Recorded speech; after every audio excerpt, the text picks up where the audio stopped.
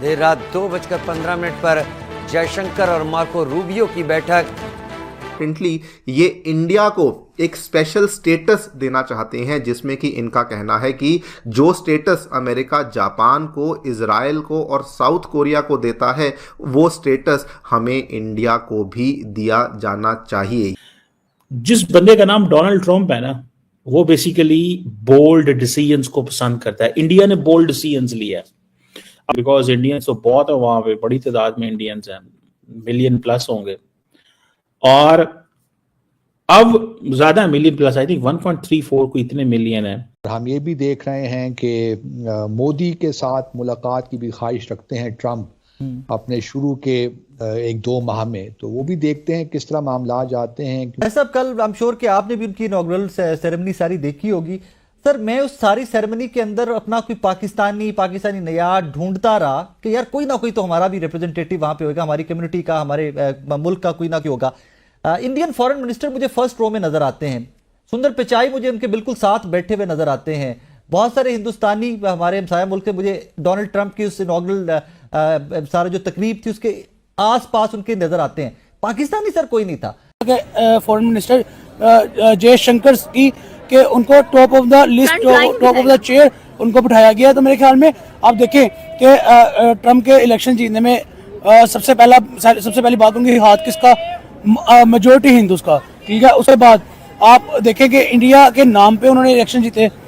कहा जा रहा है कि doctor Jaishankar is having the first meeting with Marco Rubio, the new Secretary of State.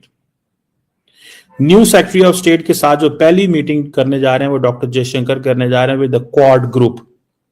कहा जा रहा है कि doctor Jaishankar is having the first meeting with Marco Rubio, the new Secretary of State. New secretary of state के साथ जो पहली meeting करने जा रहे हैं वो डॉक्टर जयशंकर करने जा रहे हैं विद द क्वाड ग्रुप। उनका जो क्वाड का ग्रुप है उसके साथ ये देखें, जिसे आप समझ लें कि मिलना इस तरह, it's something very very interesting. ये बहुत इंटरेस्टिंग चीज है। इस सेंस में इंटरेस्टिंग है कि इंडियंस को इस चीज का पता है कि जो हम सेक्रेटरी ऑफ स्टेट से भी यही बात करेंगे। और मुझे याद है कि उसने कहा था कि मैं मार्को रूबियो से पहली बात वीजों की करूंगा। ये हाल ही में जब वीकेंड के ऊपर डॉक्टर जयशंकर मुंबई में एक लेक्चर दे रहे थे, उसने कहा पहली बात मैं वीजों की करूंगा, पहली बात वीजों की करूंगा। लेकिन coming back to this point कि ये अब इंडिया क्या करने जा रहा है। इंडिया बेसिकली अमेरिका को कहेगा कि ये इन लोगों को या तो अकोमोडेट करें, या इन लोगों को अगर निकाला जाना है तो फिर अच्छे तरीके से निकालें। और दूसरा, इंडिया बात करेगा H1B वीजास, तकरीबन जिसे आप कह रहे हैं कि 368,000 H1B वीजास दिए गए, 3/4 were Indians. That is an official data of the United States, H1B। So India H1B वीजे भी लेगा। इंडिया अपने लोगों को ऑनरेबली रिपैट्रिएट भी करेगा, इनको वापस भी बुलाएगा, ठीक है जी। और इंडिया सुनने में आ रहा है कि कोई माइग्रेशन के एग्रीमेंट्स भी साइन करने जा रहा है, इंडिया अमेरिका के साथ करेगा।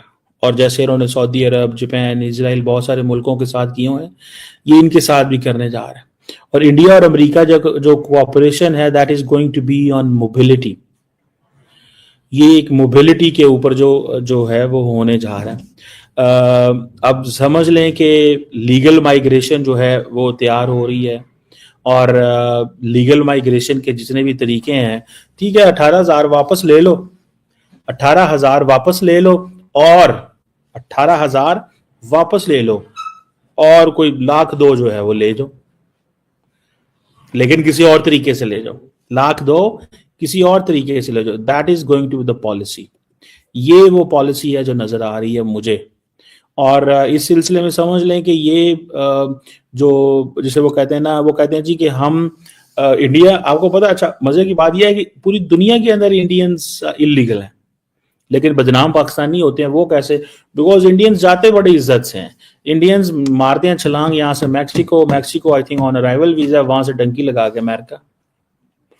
यूरोप जाते हैं, यहाँ से वो ईस्टर्न यूरोप कहीं पहुंच जाते हैं, सर्बिया, कोसोवो, इधर उधर, वहां से बीच में से डंकियां लगा के यूरोप। हमारे लोग बेचारे सख्त, उनको तो टर्की का वीजा भी नहीं मिलता, तो टर्की पहुंचते हैं, वहां से वो आगे चले जाते हैं। ठीक है जी। सो मुझे ऐसा लगता है कि ये चीज जो है इट्स देयर। इंडिया जो है वो जिसे आप कहेंगे कि एक इलीगल माइग्रेंट्स में एक कंट्रीब्यूटर जरूर है, लेकिन वो उनका जो ज्यादा ध्यान है, जो ज्यादा फोकस है, वो कहते हैं कि हमारा सारा जी H1B है। सो उन्होंने कहा कि इससे पहले कि इंडियंस को निकाला जाए किसी इस तरीके से जिससे हमारे लोगों की बेइज्जती हो, क्योंकि अब हम बड़े अमेरिका के कॉम्प्रिहेंसिव स्ट्रेटेजिक पार्टनर हैं, तो हमारे लोगों को ऐसे ना निकाला जाए। लेकिन that's how they do it. मुझे दुख इस बात का हो रहा है कि एक तरफ हिंदुस्तान के एक्सटर्नल फॉरेन अफेयर्स के minister doctor Jaishankar first row में बैठे हो, दूसरी तरफ मेरे पाकिस्तान का कोई बंदा नजर ही नहीं आ रहा। उनके साथ जिसे कहते हैं ना कि उनको जैसे पता नहीं 24/7 जैसे टाइम नहीं है कि वो यार किससे मिले और किससे ना मिले। लेकिन मेरे वाले जो है वो मतलब उन्होंने पिक्चर में 3 लोग, जिसमें से एक फॉर्मर यूके के प्राइम मिनिस्टर हैं, उनसे मिलकर, और मैं अगर ये कहूं कि नहीं जी मेरे लिए बड़ी बात है ये, तो यूके के फॉर्मर प्राइम मिनिस्टर से तो भाई आप यूके में भी, बल्कि वो तो एक आम से आदमी होते हैं, हमारी तरह के हो जाते हैं, साइकिलों पे फिर रहे हैं, कोई मतलब अता पता नहीं होता। बल्कि अभी रिसेंटली मैं पढ़ रहा था कि जो बुश जूनियर है वो एक कंपनी में बाकायदा जॉब कर रहे हैं। ओबामा जो है लॉ के फील्ड से थे, वो भी अपनी कोई नौकरी शोकरी छोटी मोटी लगे हुए हैं अमेरिका की। बिल क्लिंटन भी यही कर रहे हैं। वहां पे ये तो नहीं है कि जी वो अमेरिकन प्रेसिडेंट रह गए तो अब जो बाइडेन भी कुछ करते होंगे, ट्रंप तो चले कारोबारी आदमी है, लेकिन ये बाकी लोग तो छोटे मोटे नौकर पेशा लोग हैं ना। वो ऐसे थोड़ी है कि वो वहां पे अगर कोई प्राइम मिनिस्टर गुजरा है तो बस जी वो तो फिर उसके बाद यहाँ पे जिस तरह होता है कि जी सारी जिंदगी के लिए उनके पास ये प्रोटोकॉल होगा और इस तरह की जो है वो नौकर चाकर उनके साथ होंगे और इतने लोग उनके साथ काम करेंगे, क्योंकि वो गलती से प्राइम मिनिस्टर रहे, इंटीरियर मिनिस्टर रहे, स्पीकर कौमी असेंबली, नेशनल असेंबली रहे, या फिर सेनेट के चेयरमैन रहे, तो भाई इनको तो ये मतलब मुगलों की हुकूमत है, मुगल बादशाहत है, तो आप दे दीजिए इनको सारी जिंदगी के लिए याशियां, इनको इतने टिकट भी देने चाहिए, क्योंकि इन्होंने बड़ी कौम की खिदमत की है जी। 5 साल सेनेट को इन्होंने चलाया जी, 4 साल या 3 साल एज स्पीकर इन्होंने चलाया नेशनल असेंबली को, फिर हक तो बनता है, इतने तक गए होंगे, अब ये आगे जाके कोई मजदूरी तो करने से रहे। लेकिन बुश जो सुपर पावर को 2 दफा एज ए प्रेसिडेंट रिप्रेजेंट कर चुके, वो अपनी नौकरी कर रहे, छोटे मोटे काम धंधे अपना घर चलाने के लिए, तो उससे मेरे इंटीरियर मिनिस्टर मिल रहे हैं। अब पता नहीं, मैं रोज को गुजरे होंगे, मैं ये नहीं कहता कि वो कोई नहीं गुजरे होंगे, लेकिन किसी के उसमें ख्वाब ख्याल में भी नहीं आते।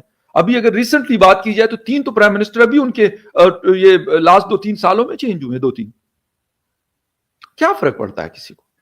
हाँ, आप आज के एडमिनिस्ट्रेशन के लोगों से मिल रहे हैं, आप FBI के किसी और के स्टेट डिपार्टमेंट के लोगों से मिल रहे, तो हाँ मतलब that will be a big thing for us कि यार बायलैटरल किसके साथ हम बात कर रहे हैं कि बायलैटरल टाइज को हम जी आगे बढ़ाएंगे।